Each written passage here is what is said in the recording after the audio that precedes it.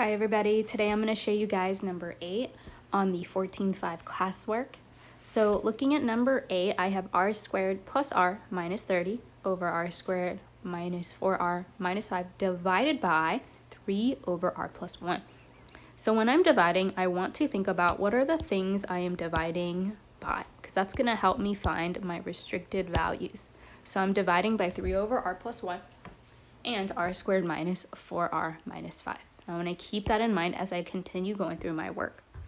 Once I figured out what I'm dividing by, I'm going to rewrite it, because when I divide, I multiply by the reciprocal.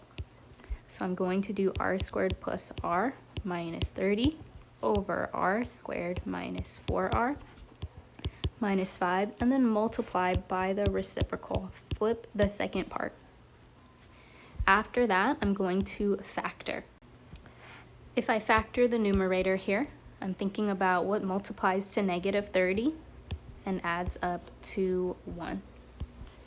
And that is 6 and 5, where 5 is negative.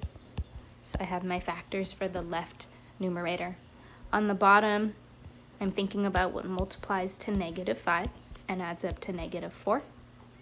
So that is negative 5 and positive 1. So my factors are r plus 1 and r minus 5. And then looking on the right side, I cannot factor r plus 1 and I cannot factor 3 anymore. So before I start reducing things to 1 and canceling things out, I want to think about what I highlighted earlier about what I was dividing by. I was dividing by this and this.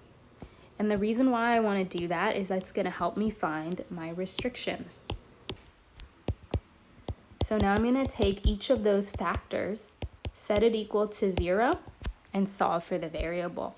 So I have r plus 1, and there's also an r plus 1 here, so I don't need to do it twice. It can't equal 0. So if I solve for r, negative 1 is a restricted value. I also have r minus 5 that cannot equal 0. So if I solve for r there, I get 5. I also see there's a 3 here. Well, 3 doesn't even have a variable. 3 doesn't have a variable, and it also doesn't equal 0. So this is actually sort of inconclusive, and it tells you nothing. So I want to emphasize here, 3 is not a restricted value.